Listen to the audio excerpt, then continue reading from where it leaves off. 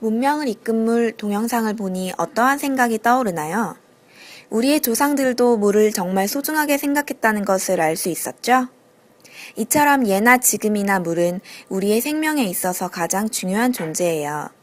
이러한 물을 우리는 현재 어떻게 이용하고 있으며 어떻게 관리해 나가고 있는지 다음 영상을 통해 함께 살펴보도록 해요. 우리나라에서는 물을 어떤 용도로 이용하고 있는지 알아보도록 할까요? 자, 여기를 보세요. 물은 농업용의 47%로 가장 많이 이용되고 생활용으로 23%가 사용되고 물건을 만드는 데 쓰이는 공업용으로는 8%, 나머지 22%는 하천에 물이 흐르게 하는 데 사용되고 있어요. 이렇게 우리가 먹는 쌀, 과일 등을 기르는 데 물이 가장 많이 이용되고 있는데요. 역시 사람의 생명에 있어서 물은 가장 중요한 것이라고 할 수 있어요. 지구의 70%나 차지하고 있는 물은 수증기, 물, 얼음과 같이 그 모습을 달리하면서 끊임없이 돌고 있어요. 바다나 육지에 있던 물에 햇빛이 비춰 기온이 오르면 그 물은 수증기가 되어 하늘로 올라가게 돼요.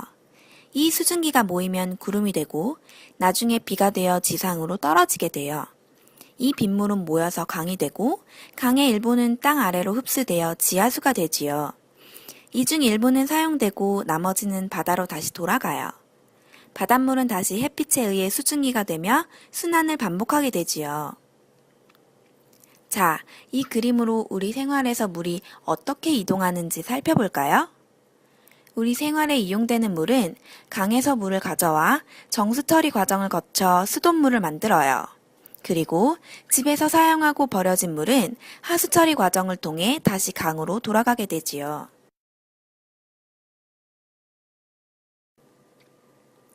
그럼 이번에는 물이 순환하여 지구상에 어떤 형태로 존재하는지 알아볼까요? 먼저 지구에 존재하는 대부분의 물은 바닷물이에요. 무려 97%나 차지해요. 엄청나죠? 그 다음으로 많은 형태는 2%를 차지하는 빙하예요. 빙하는 차가운 극지방에 내린 눈이 오랫동안 쌓여 만들어진 얼음층이에요. 그리고 그 다음으로는 1%를 차지하는 지하수의 형태가 있어요.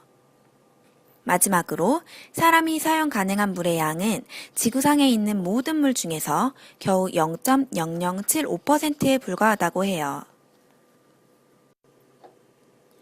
우리가 실제로 먹고 쓸 수 있는 물의 양은 매우 적은데 우리는 물을 얼마나 이용하고 있는지 알아볼까요? 사람 한 명당 하루 24시간 동안 사용하는 물의 양은 평균적으로 346리터라고 해요. 이는 2리터짜리 생수병으로 173병에 해당하는 엄청 많은 양이지요. 여러분은 이 많은 양의 물을 평소에 어떻게 사용하시나요? 아침에 일어나서 외출하기 전까지 우리가 물을 어디에서 어떻게 사용하고 있는지 살펴보아요. 먼저 우리는 일어나자마자 물을 한 컵 마셔요. 그런 다음 외출을 하기 위해 씻는 과정에서 물을 많이 소비하게 되죠. 씻고 난 다음 옷을 입는데요. 이 옷을 만드는 과정에서도 꽤 많은 양의 물이 소비된다고 해요. 그리고 우리가 먹는 음식물을 만들고 요리하는 과정에서도 물이 많이 쓰이죠. 즉, 우리는 아침에 외출하기 전까지만 해도 이렇게 많은 양의 물을 사용하고 있는 거예요. 앞에서 살펴보았듯이 우리는 평소에 많은 양의 물을 소비하고 있어요. 그런데 이 물은 모두 어디에서 오는 걸까요? 사람들이 사용하는 모든 물은 비로부터 얻는다고 할 수 있어요. 비가 내리면 그 물이 모여서 하천을 이루거나 지하수가 되죠. 그 물을 우리는 여러 가지 방법을 이용해 사용하게 돼요. 그렇다면 우리나라는 다른 나라와 비교했을 때 얼마나 많은 양의 비가 내릴까요? 이 그래프를 보면 우리나라는 세계 평균 강수량인 880mm와 비교해서 약 400mm가 더 많은 1245mm가 1년에 내린다고 해요. 다른 나라들보다 훨씬 비가 많이 오니 우리나라는 물이 풍부하다고 생각할 수 있어요. 하지만 실제로 우리는 물 부족 국가로 지정되어 있죠. 왜 그럴까요? 지금 보시는 그래프는 우리나라의 월 평균 강수량 그래프예요. 이 그래프를 보면 우리나라는 비가 6월에서 8월에 집중적으로 내리는 것을 알 수 있어요. 전 세계 평균과 비교했을 때 1년 동안 내리는 비의 양은 우리가 쓰기에 충분해 보이지만 실제로 비가 여름에 집중적으로 내리기 때문에 6월에서 8월을 제외한 기간에는 물이 부족한 상태예요. 우리나라는 여름에 집중적으로 비가 내리기 때문에 매년 홍수와 가뭄의 피해가 반복적으로 일어나요. 그래서 물 부족 국가로 분류되어 있어요. 따라서 우리는 물 부족에 따른 피해를 막기 위해 물을 항상 잘 관리해야 하는 것이죠. 우리 조상들이 만든 대표적 물 관리 시설에는 무엇이 있을까요? 김제 벽골제, 제천 의림지, 그리고 밀양 수산제와 같은 저수지들이 있어요. 우리 조상들은 저수지를 이용하여 비가 많이 내릴 때에는 물을 담아두었다가 물이 부족한 때에는 저수지의 물을 이용했어요. 이번에는 현재의 물관리 시설인 댐에 대해서 알아보아요. 댐은 강줄기를 막아 물을 가두어둔 뚜기예요.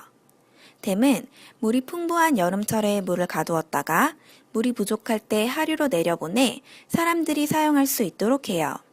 댐은 사용 목적에 따라 발전용과 홍수 조절용과 농업용과 다목적 댐으로 나눌 수 있어요. 또 다른 현재의 물관리 시설에는 물을 가두어두는 댐과는 달리 물을 항상 흐르게 하는 보가 있어요.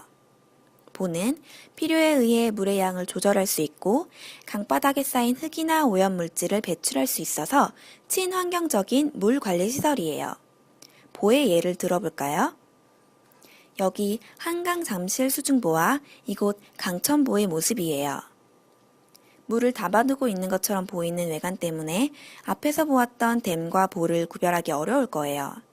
다 같이 동영상을 통해 자세히 알아보기로 해요.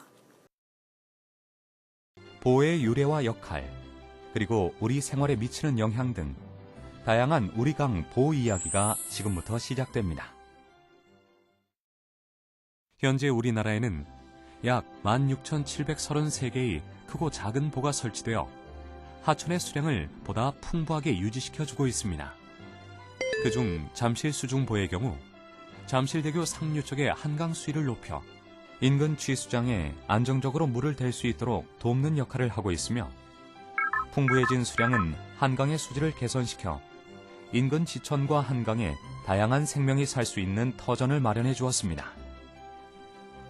이처럼 보는 오늘날에도 하천 내에 설치돼 일정한 수량을 확보할 수 있게 해주는 시설물로 가장 큰 특징은 하천의 흐름을 막지 않고 항상 흐르게 한다는 점입니다. 그렇다면 보와 댐은 서로 비슷한 역할을 하는 것처럼 보이는데 이 둘을 서로 같은 시설로 봐야 할까요? 아닙니다. 보와 댐은 엄연히 다른 시설입니다. 댐의 경우 많은 양의 물을 가두어야 하기 때문에 주로 협곡 사이를 막아 설치하게 되는데 이때 주로 상류 지역에 수몰 지역이 넓게 발생합니다. 그러나 보의 경우 물의 흐름을 막지 않기 때문에 수몰 지역이 발생하지 않으며 수변 접근성이 좋아 주민들이 언제든지 자유롭게 강변을 거닐거나 물놀이도 할 수 있습니다. 이처럼 보는 우리 선조들로부터 내려온 친환경적인 하천 관리 방법입니다. 댐과 보의 차이점을 정확히 알았나요? 보의 가장 큰 특징은 물의 흐름을 막지 않고 항상 흐르게 한다는 것이에요.